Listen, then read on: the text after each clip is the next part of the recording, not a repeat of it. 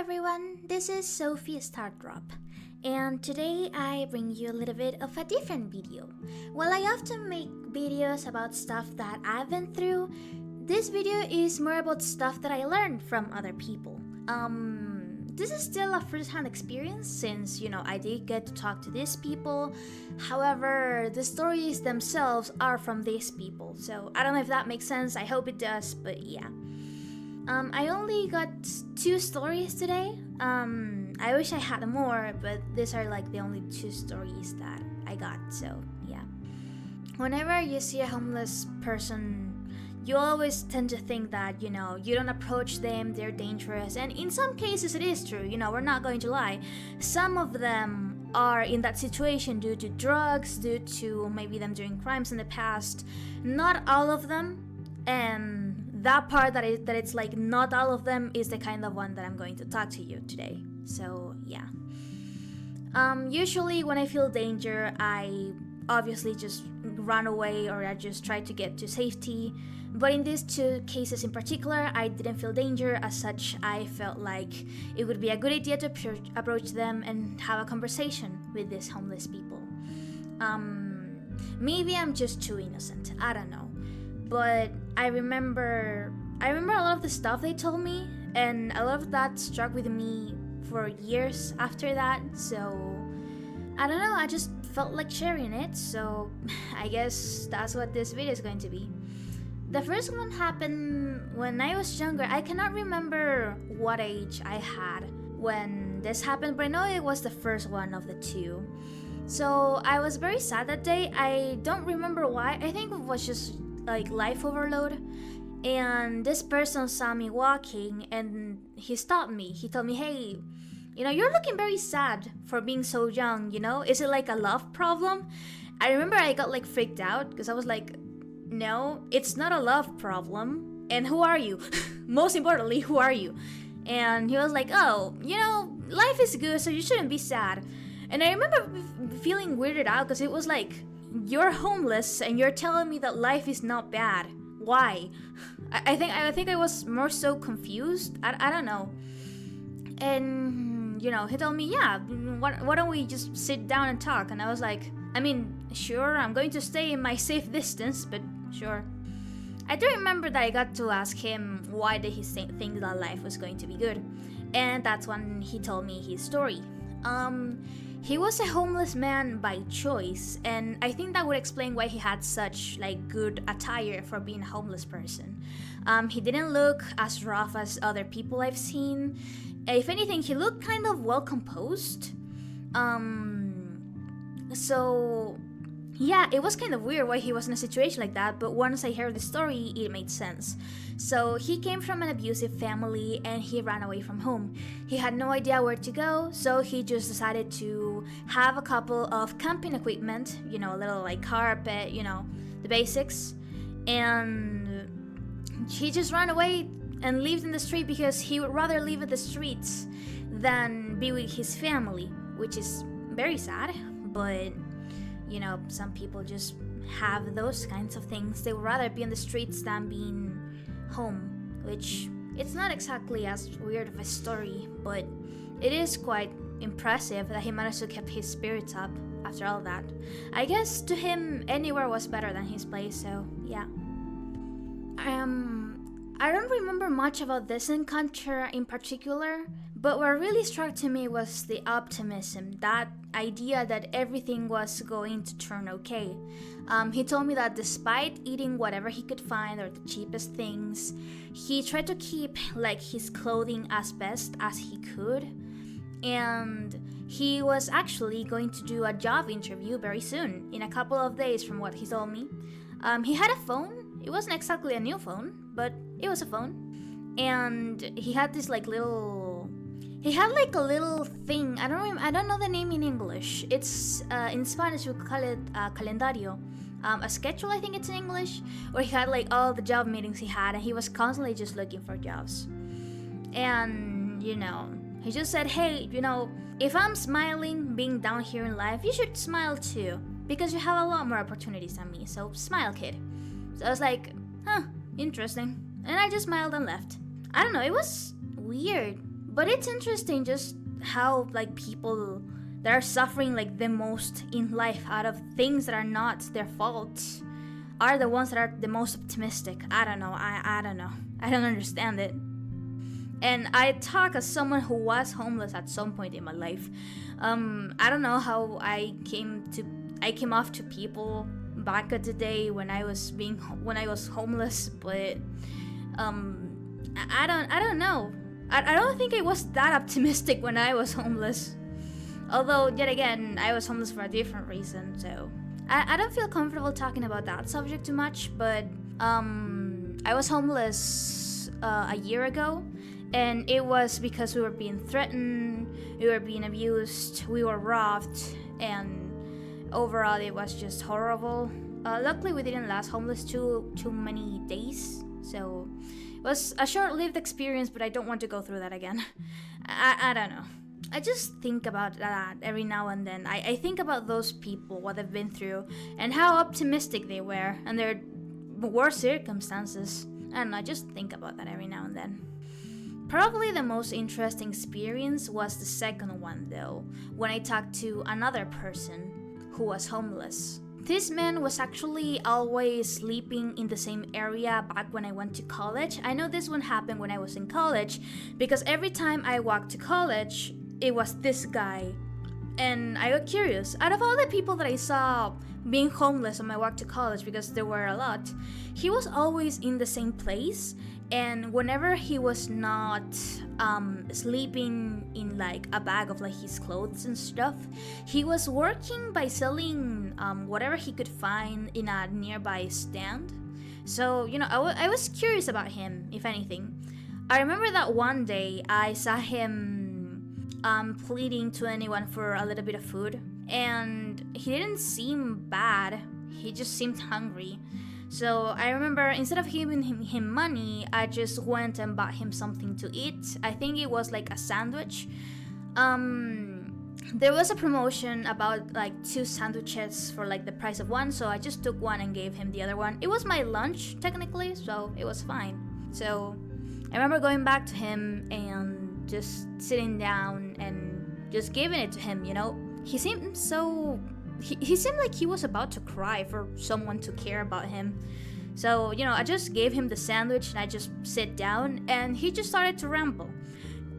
You will find that the people that have suffered the most in life are the kind of people that are about to explode whenever you ask them like, hey, are you okay? And they just explode with like information of what they've been through in their lives. I found that the people that have been holding out the most are the people that explode at the minimum when someone asks them, hey, are you okay? And I felt like he was one of them. So why the story struck me as particular out of like all the ones, it's because this one was the most tragic by far. So this man was apparently someone who suffered a lot during the Pinochet dictatorship in Chile. In case you guys don't know, my country Chile suffered a dictatorship, a right-wing dictatorship at the hands of Pinochet. Now, this person was one of the people that refused to have people disappear or be kidnapped and mutilated by this dictatorship. And while yes, they did manage to avoid a lot of women and children to be killed during the dictatorship, life did not get easier for these people after that. In fact, they had a lot of problems finding a way to stay. Again, Pinochet's dictatorship was a right-wing dictatorship. So everyone who had like a company or stuff that supported Pinochet during these times would actively refuse to give them any kind of job or any kind of place. As such, eventually, between just trying to get stuff, they ended up homeless. Not only him, but a large group of people. After that, he and another of the men, I guess you could say, were taking care of the people, started to recollect more people that were homeless, and they had a little like support group. I don't know if it's like a survival group where they had a lot of both teenagers, kids, and mothers and women that they were constantly protecting against robberies and eventually trying to just make the homeless life be a little bit more bearable for those people. as a way to pay for the food that he gave to this woman and children, he worked at this stall that I mentioned before. He worked by selling anything he could, and that money he would eventually give it to the woman and the children. Thinking about it now that I'm saying it, I think he finally clicked why he seemed so hungry. Everything he had, he gave them to his community. So he was like the leader. But his luck seems to be about to change, since at the time that I found him, he told me that recently, after years of fighting and begging, especially begging, one of the people of like the company owners finally decided that despite them not having much money, they would accept the woman and the children as long as the men that were like taking care of them accepted working as security guards for the entire building and the other buildings of the company. The payment was not going to be much, but it would be enough for the woman and the teenagers and children to survive, while the woman tried to get a better opportunity at other kinds of jobs. Same with the teenagers, since a couple of teenagers had turned adults now, and as such, having an opportunity as a young adult to work to provide for the community they were trying to build is a massive help, especially if they have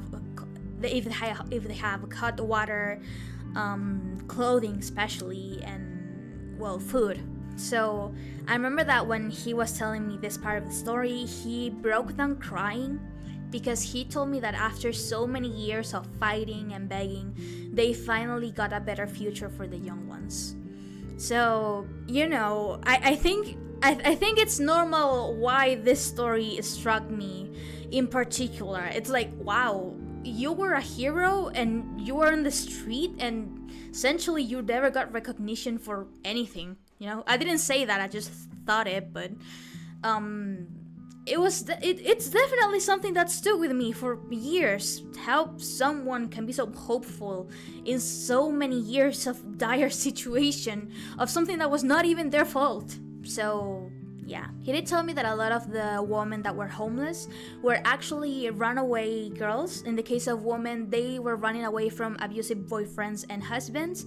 In the case of teenagers, a lot of them were running away from abusive families. So a lot of these people were people who were denied an opportunity at life, and essentially they had their life fucked up before they could even start it, especially in the case of teenagers.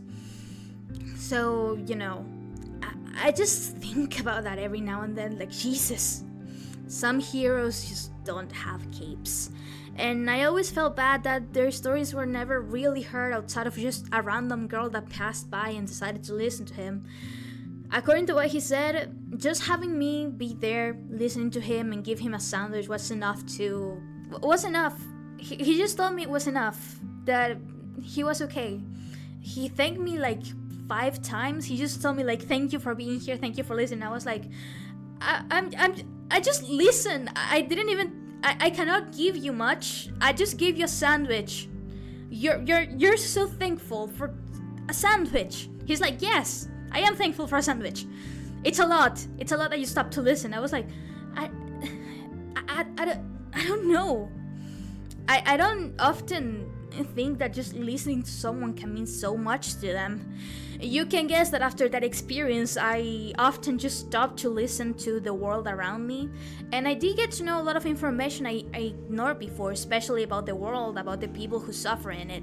And as you can guess, I did learn a lot about bad stuff that happened around the world, and this ability of mine to listen to people that was born based on this experience has stuck with me, and sadly sometimes it has not been so good, mostly because I also learned about bad stuff. I learned about bad people who were willing to hurt others before they would even hurt people. I turned out to be correct, and they ended up hating me for knowing too much before they even did anything. So I guess this listening thing of mine just brought both bad and good things, but I like to think about the good ones, even if I use this channel mostly to vent about the bad ones. So yeah, I don't know. I don't like to hype myself up too much, because it's like, oh, I listen to homeless people, I'm such a good person. Nah, I'm not a good person. I don't know. I just wanted to listen. And I listen and I learn a couple of things. And sometimes when I feel down, I just like to remember those stories.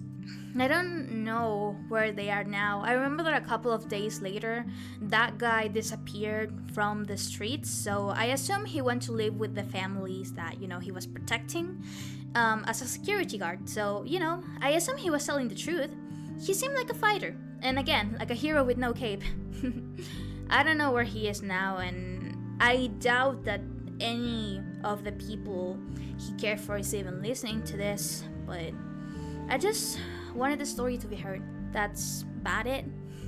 Sometimes I still think about if I ever have a little bit more money than the one I have now, maybe I should go back into just gifting people some clothing or just food. People that are really in the streets, just walking outside, seeing one of them, and if they don't seem threatening, just giving them some food. It doesn't need to be money, because money can be used to buy drugs, and in many cases there have been homeless people who reject food or clothing just because they want drugs and the food is just not something they want. So yeah, a good way to tell which homeless person is really there because of an unfaithful situation is to give them something that isn't money, as such food or clothing. That's usually my own rule.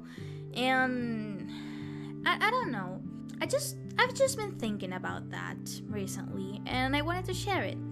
I don't think this will be this massive revelation for someone. And again, I don't want people to be like, "Oh, Sophie, you're a good person for this."